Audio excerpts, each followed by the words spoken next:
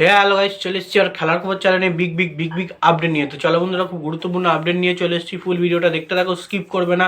Skip করলে ভিডিওর মধ্যে অনেক কিছু মিস করবে। এবং এই খেলার খবর চ্যানেলে যারা নতুন আছে অবশ্যই খেলার খবর চ্যানেলটা সাবস্ক্রাইব করে পাশে থাকো। পাশে থাকা বেল আইকন ঘন্টাটাকে ঢং করে বাজিয়ে দাও, বেশি বেশি লাইক এবং কমেন্ট করে দাও, যাতে মোটিভেট হয়ে তোমাদের এই খেলার খবর চ্যানেলে আমি ফার্স্ট আপডেট দিতে পারি। তো চলো বন্ধুরা, খুব গুরুত্বপূর্ণ আপডেট নিয়ে চলে এসেছি। ফার্স্ট আপডেটটাই হচ্ছে এমবিএসজি শিবিরের কোচ সার্জিও লোবেরা কেন। তো এমবিএসজি শিবিরের কোচ সার্জিও লোবেরা কিন্তু তিনি বলেইছেন, আবার কালকেও বলেছেন, আমরা কিন্তু তৈরি এই মিনি আইএসএলের জন্য, মানে টুর্নামেন্টের জন্যে।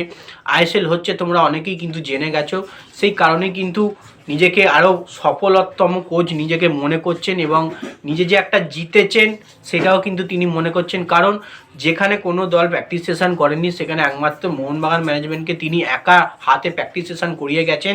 তিনি বিশ্বাস রেখেছিলেন টুর্নামেন্টটা হবে এবং সেই টুর্নামেন্ট হচ্ছে, এবং টুর্নামেন্ট হওয়ার জন্য কিন্তু প্রতিটা প্লেয়ারকে তৈরি রেখেছিল। তিনি আবভাব বুঝতে পেরেছিলেন যে আইএসএলের মতো টুর্নামেন্ট একদম বন্ধ হবে, এটা কিন্তু পুরোপুরি ভুল ধারণা।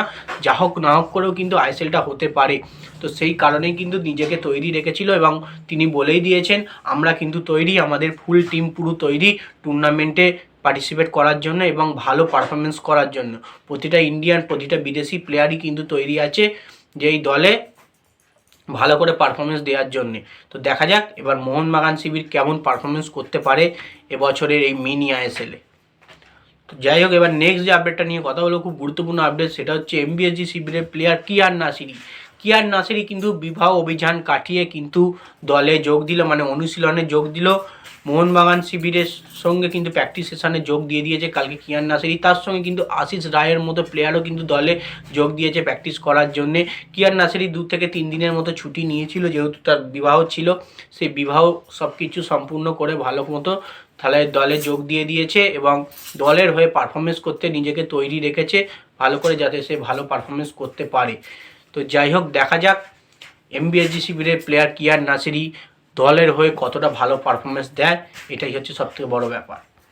এবার যে আপডেটটা নিয়ে কথা বলবো সেটা হচ্ছে আইএসএল নিয়ে। কিন্তু এআইএফএ প্রেসিডেন্ট কল্যাণ চৌবে কিন্তু একটা নতুন নিয়ম জারি করে দিয়েছে। এবছর আইএসএলে কিন্তু ট্রফি দেয়া হবে না। নিয়মটা হচ্ছে 13টা করে ম্যাচ খেলবে, 14টা দল থাকবে, 13টা করে ম্যাচ খেলবে। যে লিগ টপে শেষ করবে তাকে কিন্তু লিগ সিল দেওয়া হবে এবং তাকে কিন্তু চ্যাম্পিয়ন বলে ঘোষণা করা হবে। আইএসএল ট্রফি কিন্তু দেওয়া হবে না। কেন দেওয়া হবে না এটা কিন্তু এখনও পর্যন্ত সদুত্তর পাওয়া যায়নি। কারণ আইএসএল ট্রফি পেলে কিন্তু একটা আলাদাই অনুভূতি আসে। যাই হোক, লিগ সিলটা দেওয়া হবে এবং তাকে কিন্তু চ্যাম্পিয়ন বলে কিন্তু ঘোষণা করা হবে। মানে একটা ম্যাচ হারলেই কিন্তু তাকে বিদায় নিতে হবে, এমনটাই কিন্তু ব্যাপার। কারণ প্লে অফ বলে কিন্তু কোনো রকমই জিনিস থাকবে না।